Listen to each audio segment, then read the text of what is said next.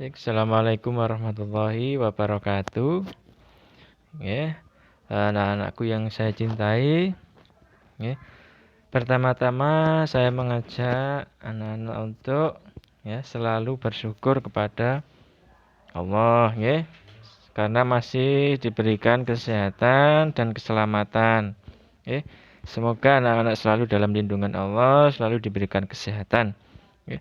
Tetap jaga protokol kesehatan, pakai masker jika keluar rumah, ya. Jangan berkerumun, jangan bergerombol, ya. Selalu jaga kebersihan, cuci tangan pakai sabun, ya. Baik, kita akan melanjutkan pembelajaran tema 1. Selamatkan makhluk hidup. Subtema 3. Ayo selamatkan hewan dan tumbuhan. Ya. Kita akan belajar mata pelajaran SBDP dulu ya, seni budaya dan keterampilan ya, seni budaya dan prakarya. Ya. Kita di kelas 6 ini akan belajar tentang seni 3 dimensi yaitu patung ya, yang mempunyai panjang, lebar dan tinggi. Kalau patung kan mempunyai panjang, mempunyai lebar dan mempunyai tinggi ya. Nanti untuk patung ini mungkin akan kita praktekkan pada ujian praktek nanti semester 2 ya. Nanti dipersiapkan. Ya. Ini ada beberapa teknik pewarnaan dalam membuat patung ya. Yang pertama kita menggunakan cat poster ya, yang sifatnya aja seperti minyaknya itu. Cat poster itu cat minyak itu ya. Ada juga kita bisa membuat dengan cara cat akrilik, yaitu cat menggunakan yang terbuat dari plastik ya. Cat akrilik itu cat yang terbuat dari plastik yang bersifat keras dan cepat kering ya. Akrilik. Ada dengan teknik akuarel juga ya. Teknik akuarel dengan sapuan warna ya. Jadi tipis gitu ya. Ada teknik plakat yaitu teknik pewarnaan dengan tebal ya. Kalau akuarel itu tipis, kalau mewarnai, kalau plakat itu harus tebal. Itu teknik mewarnai ya. Ya, di akhir kelas 6 nanti ya, sebelum kelulusan kita akan membuat pameran karya seni ya. Jika anak-anak mempunyai karya seni baik itu patung, baik itu lukisan, baik itu gambar, baik itu anyaman dan lain sebagainya nanti kita pamerkan di kelas kalau sudah pembelajaran tatap muka ya. Jadi nanti semester 2 dipersiapkan ya yang mempunyai jiwa seni yang bisa membuat gambar, membuat patung, membuat apapun saja ya. Nanti bebas membuat, kita tampilkan, kita pamerkan dalam sebuah pameran karya seni agar dinilai oleh Bapak Ibu guru. Seperti itu ya nanti ujian prakteknya. Ya, yang kedua kita akan belajar tentang pembelajaran IPS, ilmu pengetahuan sosial ya. Sosial itu umum, masyarakat umum namanya sosial. Itu kita berhubungan sama manusia satu dengan manusia yang lain.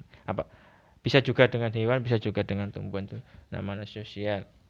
Ini kita akan belajar tentang flora dan fauna ya.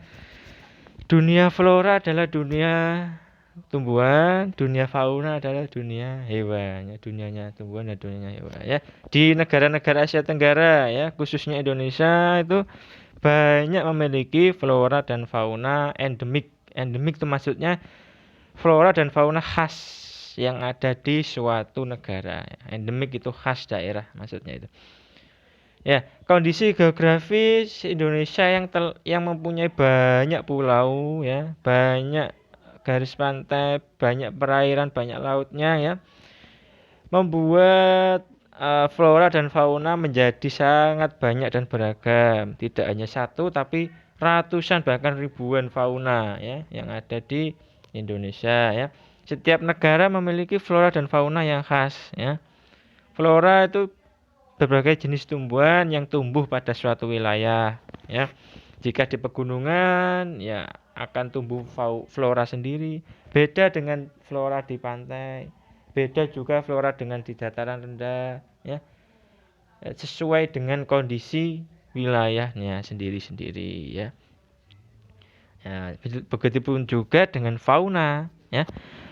Fauna juga berbeda-beda setiap negara, ya. Kalau Indonesia fauna khasnya yaitu ada macan Sumatera, ada orangutan Kalimantan, ada burung cendrawasih, ya. Itu tidak ada di negara lain, ya. Seperti burung cendrawasih, burung merak itu hanya ada di Indonesia. Dan juga ada komodo di Nusa Tenggara Timur itu juga hanya ada di Indonesia. Itulah kekayaan fauna Indonesia sangat luar biasa. Makanya kita harus mencintai negara kita yang begitu kaya, ya, begitu luar biasa Indonesia. Ya, nanti tugasnya ini nanti saya kirimkan lagi di grup WA. Ayo sebutkan flora dan fauna unik dari negara kita ini, ya. Merah putih Indonesia Raya, ya. Lanjut, pelajaran terakhir yaitu PPKN, ya. Penerapan sila-sila Pancasila dalam kehidupan sehari-hari.